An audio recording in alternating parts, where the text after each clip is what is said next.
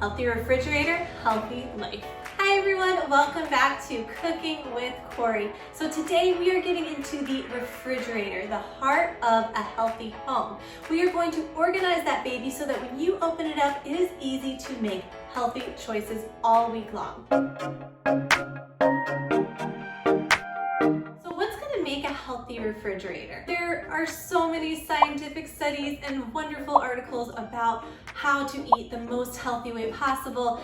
And truth be told, I geek out on that all the time, but we don't have to get into that in this video because honestly, all the things I've researched can easily be summed up in one phrase by Michael Pollan, and that is eat food, not too much, mostly plants.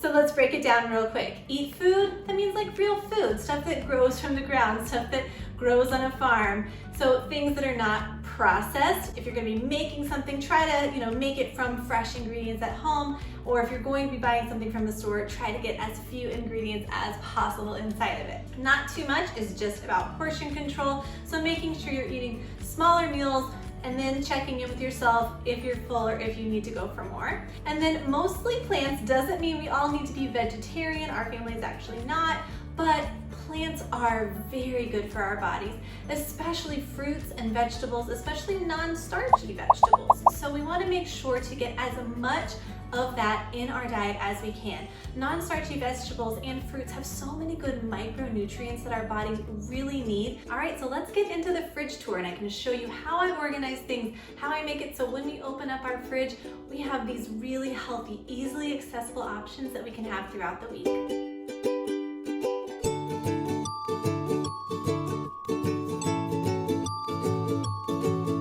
All right, so let's talk about the fridge. Front and center, of course, are the vegetables.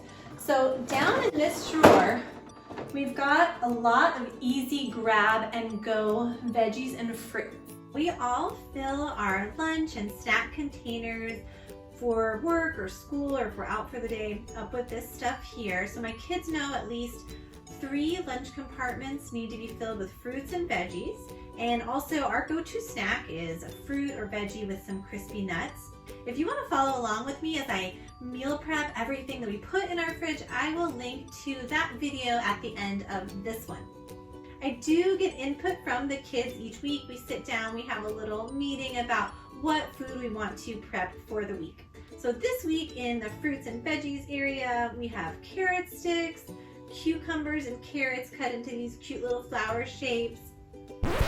We interrupt our regularly scheduled programming to make sure you know that while yes, today I did technically cut these hearts and flower shapes for the lunch boxes, do I normally do that?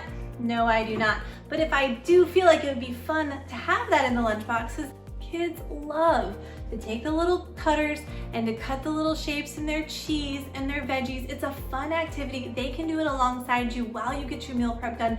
Occupies them for a long time, and you still get that fun Pinterest-worthy lunchbox, and you didn't have to do any of the work. We also have easy peel oranges, watermelon, and some are cut into slices just for eating at home, and then some are in these matchstick shapes that fit better in the kids' lunchboxes. And of course, lots of berries. My kids love berries. If your kids are obsessed with berries too, leave a comment below. I want to know. What's their favorite fruit? I want to know that.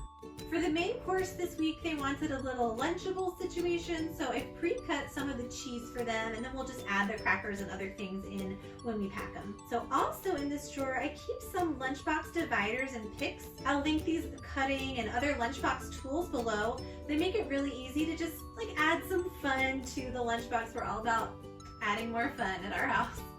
If you're liking this video, I would love if you would like it below, and also consider subscribing to my channel, clicking the notifications bell so you always know when I put out a new video. So right here is the meal prep station. So this is stuff that I've already chopped for the week.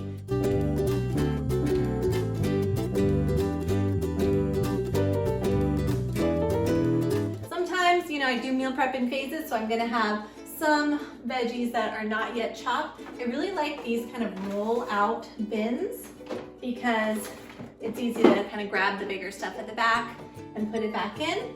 So I keep lemons and limes. Citrus is a good thing to keep in the fridge because it'll last longer. And then we've just got some broccoli rabe, some baby bok choy, some leeks, carrots, avocados.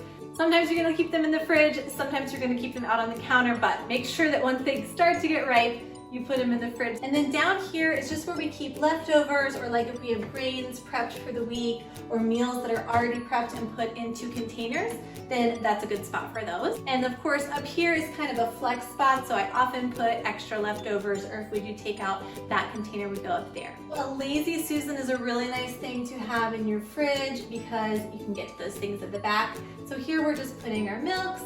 We like to have sauerkraut. Sauerkraut and naturally fermented pickles are a really nice, easy way to add vegetables in when you don't have the time to cook them.